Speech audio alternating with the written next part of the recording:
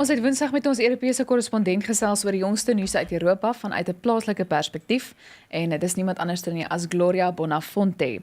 Nou sy het eerstens gesels oor 'n vinnige oorsig van die verkiesing in Nederland.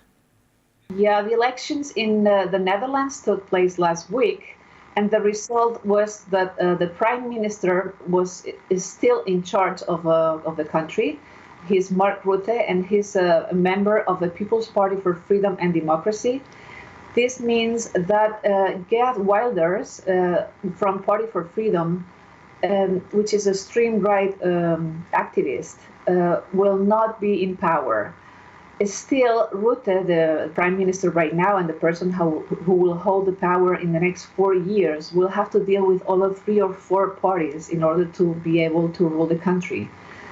But this has been a very good sign and for European governments.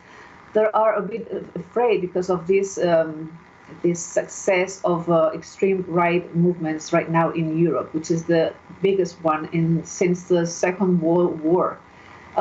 The president of the European Union was very happy, and he congratulated the Netherlands for this step. Gloria het ook oor die huidige omstandighede met betrekking tot vlugtelinge in Griekeland gesels.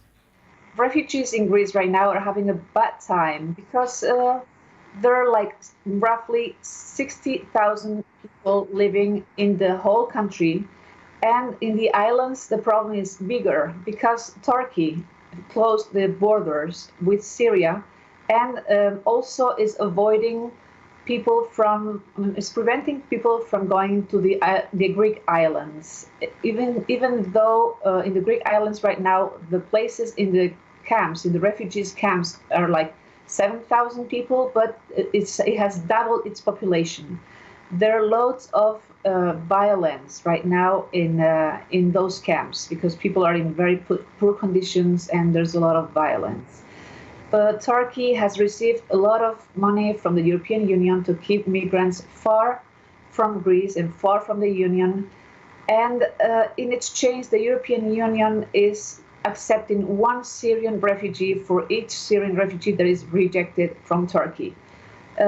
This is good for Turkey because they have right now a very powerful position within the European Union, but it's not a good thing for NGOs. Mainly, NGOs are complaining because of the conditions of refugees, and also refugees that cannot reach Greece from Turkey are using they're trying to reach Italy from the northern part of Africa. So there are lots of people still dying in the sea, not in the Greek islands, but in the Italian shores. Yes.